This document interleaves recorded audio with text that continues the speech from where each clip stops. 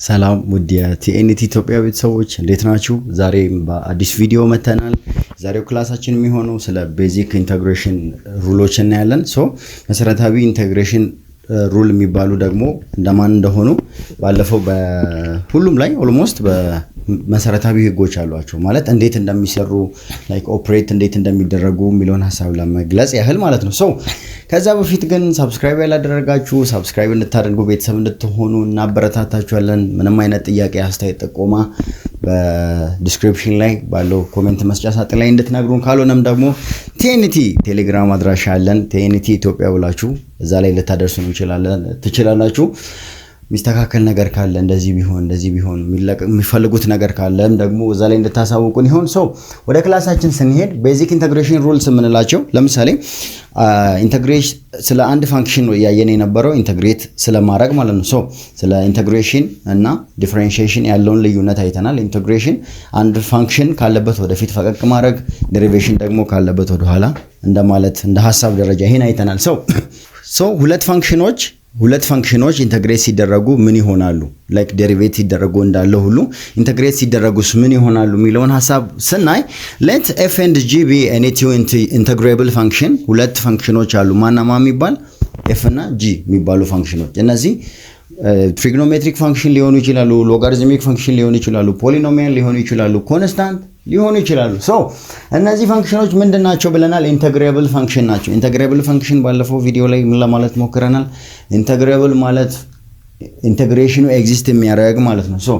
በሆነ ኢንተርቫል ኮንቲኒየስ የሆነ ኢንተግሬሽኑን ዲተርሚን ማድረግ የምንችል ብለናል። whose integral exists and k be any constant k የምትባል ደግሞ የሆነች ኮንስታንት ብትኖር እነዚህን ፋንክሽኖች እንዴት አድርገን ሃንድል ማድረግ እንችላለን? የመጀመሪያው የድምሮቻቸው ኢንተግሬሽን እኩል ይሆናል ከኢንተግሬሽኖቻቸው ድምር ጋር። ምን ማለት ነው? ሁለት ፋንክሽኖችን ደምረን ኢንተግሬት ማድረግና እያንዳንዱን ፋንክሽን ኢንተግሬት አድርጎ መደመር። ልብ በሉ እዚህ ጋር ምናቸው ኢንተግሬት ማድረጊያ ቫሪያብላቸው x ናት with respect to x dx ማለት ነው።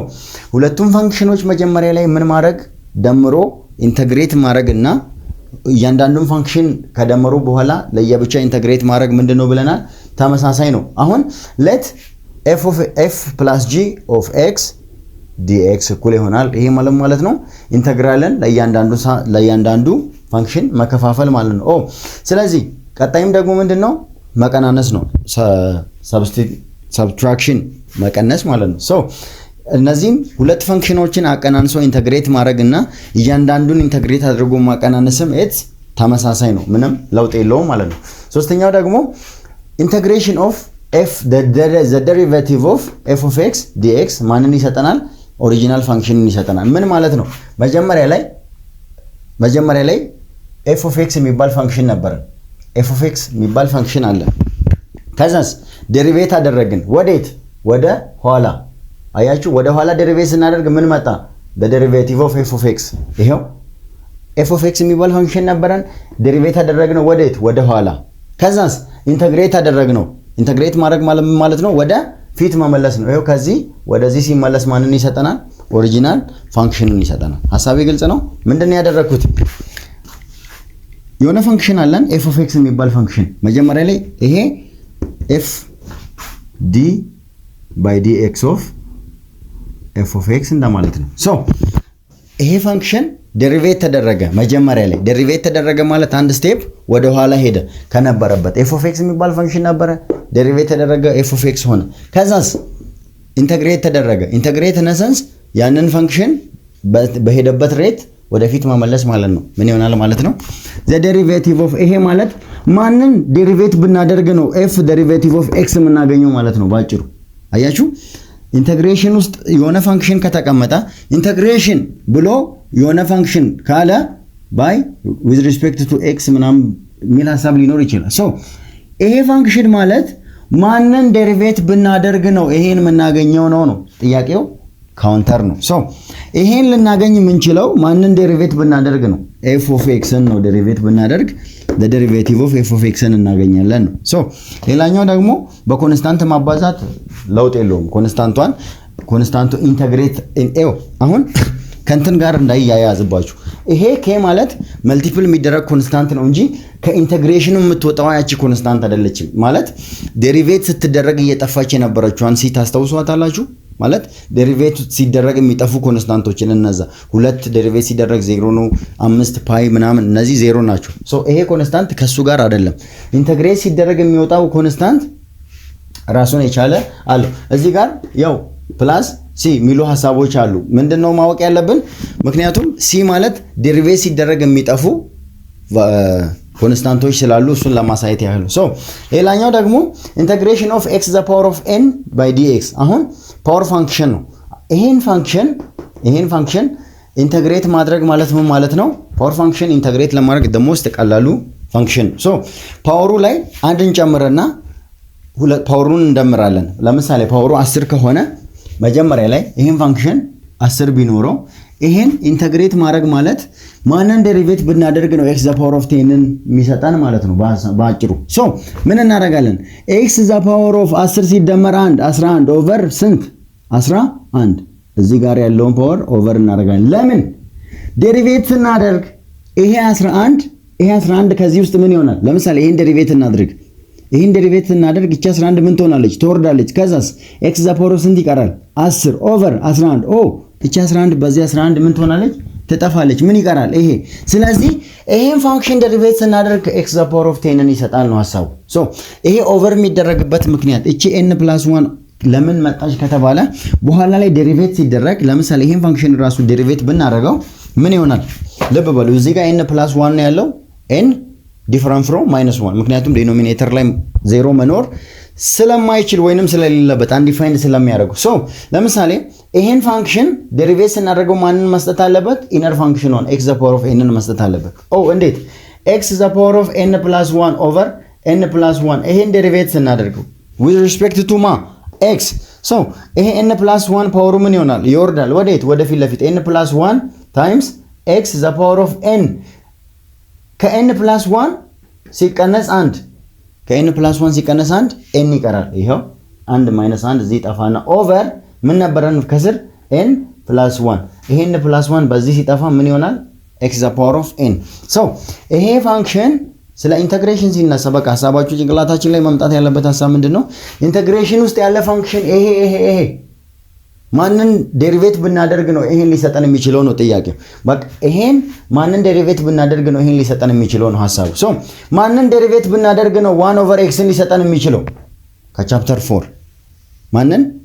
ln of x። ግን እዚህ ውስጥ ምን መግባት አለበት? አብሶሉት ቫልዩ እና ፕላስ ሲ መጨመር አለበት። ለምን?